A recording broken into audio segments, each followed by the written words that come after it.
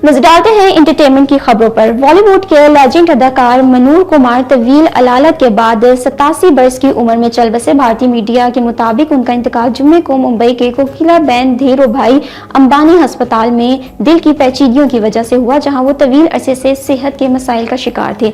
अस्पताल के medical certificate के मुताबिक उनकी मौत की दूसरी वजह जिगर की खराबी थी। मनोज कुमार के बेटे कुणाल गोस्वामी ने भारतीय मीडिया को बताया था कि उनके वालिद तवील अरसे से सेहत के मसाइल से लड़ रहे थे और वो खुदा का शुक्र अदा करते हैं कि उनके वालिद ने इस दुनिया को पुरअमन तरीके से अलविदा कहा।